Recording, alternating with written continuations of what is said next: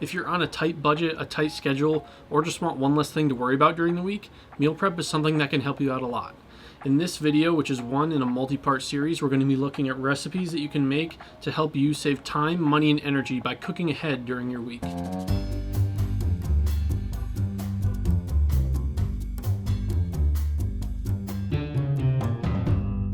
If you've never heard of it before, meal prep is pretty self-explanatory. The basic idea is to cook ahead in your week so that you don't have to worry about meals later on. When coming up for the recipes for these videos, I wanted my meals to have a low cost, high nutritive value, and be able to stand up in the fridge for a couple days. For storing your meal prep meals, I recommend setting out what you'll eat in the next couple days in the fridge, but freezing the rest so that it'll stay fresh. This is important to consider when choosing your ingredients for your recipes, since you'll have to make sure they can stand being frozen and sitting in the fridge for a couple of days.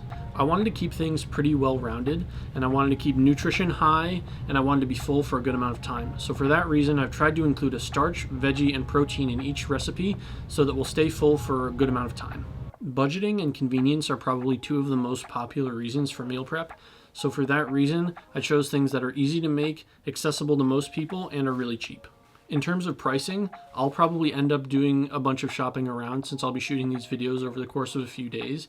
But if you want to keep things really consistent and really low cost, I recommend checking out places like Walmart or Aldi, where they usually have bulk packaging that'll allow you to purchase a lot of food at once for a lower price. If your budget is at the top of your priority list in terms of shopping, you'll probably end up losing out on things like organic or local ingredients. You get a lot of value out of grocery stores these days, and you'll probably do fine shopping without those criteria. But for people who want to shop that way, that's something to consider, is that you'll spend a little bit more for that kind of shopping. I want to start things off with something that I've made for myself a million times, which is chicken, sweet potato, and asparagus. It's super easy to make, it's really cheap, and it's got a lot of nutritive value. So let's get into it. So start by preparing your chicken. I bought a pack of 6 chicken breasts. I think it ended up being around $9. And so we'll do that math a little bit later, but it's pretty affordable for the amount of protein and meals that you're getting out of it. I like to start by cleaning up the chicken breasts a little bit. They come with this weird meat on the side that I get rid of, and a little bit of this gristle comes off the side.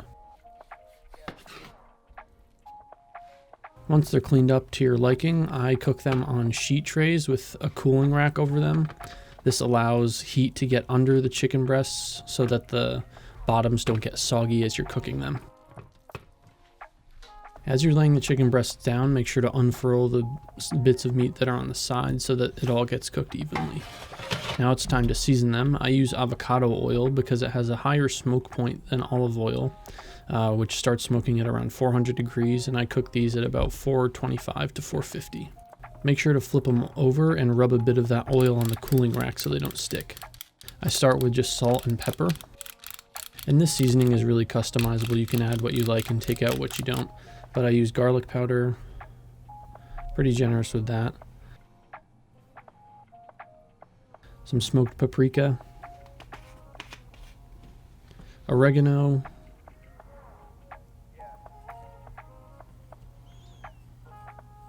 some ground cumin,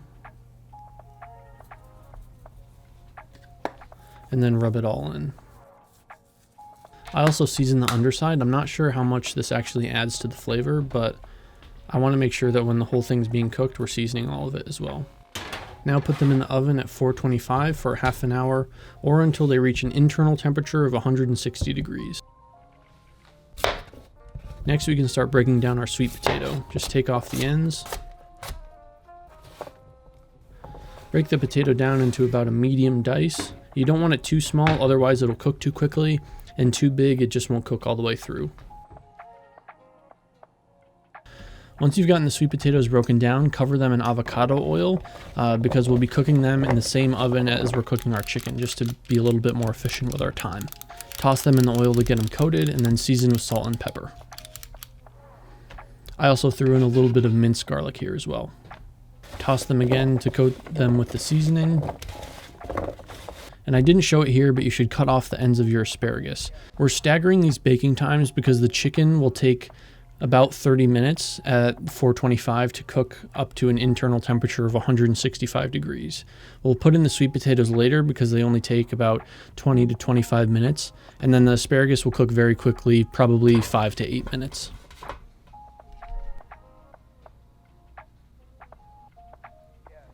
Toss the asparagus in the avocado oil to make sure it's coated, and then season it with salt and pepper.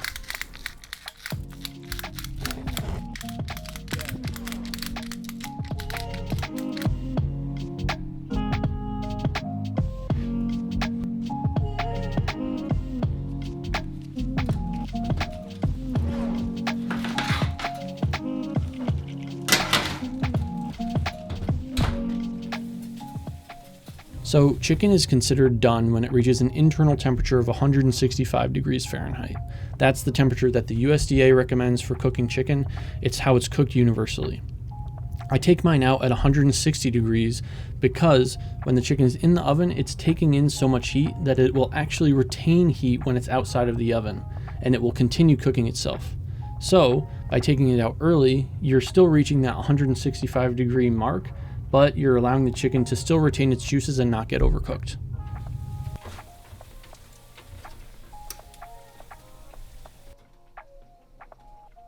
We got a little bit over in this case, but it's fine. It's only by a couple degrees. It's not going to make a huge difference.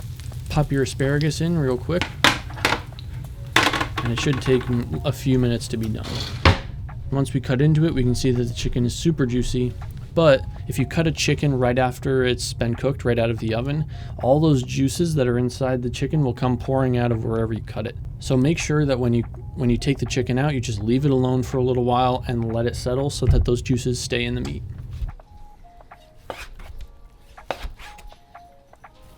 Your method of preparation and storage for this chicken can depend on what your style is.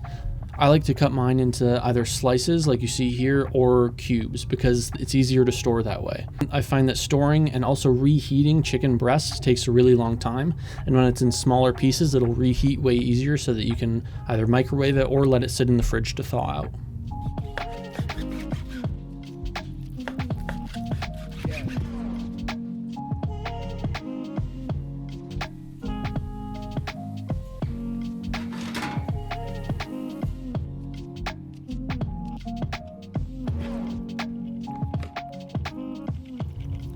We're going to throw the whole thing in Tupperware. And since our sweet potato is already broken down, you can just toss that in. And now we'll break down the asparagus. Just bite-sized pieces here is fine.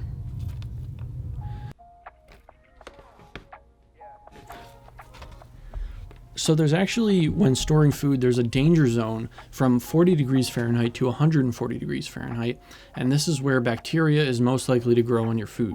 So when you're storing it, make sure to close it up quickly and get it in the fridge right away, or make sure that you're putting it in your bag and throwing it in your freezer so that it doesn't have any time to hang out too long in that range.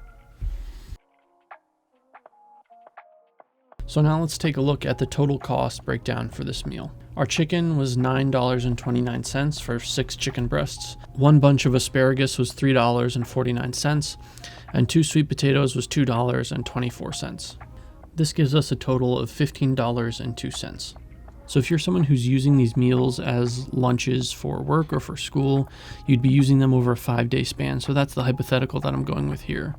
So if we take our total cost of $15.02 and divide that by our 5-day span, that means that we have a meal that only costs us $3. I'm not really sure how to emphasize this enough, but the idea that you can get a nutritious, filling meal for $3 is hugely impactful. It's impactful not only for the budgets of people everywhere looking to save money, but also for those looking to either lose weight or just have a nice quick lunch to bring with them to school or work. Like, the amount of value that you get out of spending this little and receiving this much for a meal is something that will compound throughout your life. The money that you can save, the energy that you get throughout your day is something that will immeasurably improve your quality of life. All it takes is a little bit of planning on a Saturday or a Sunday to make these meals ahead to benefit from a lot of savings and a huge amount of nutritional value.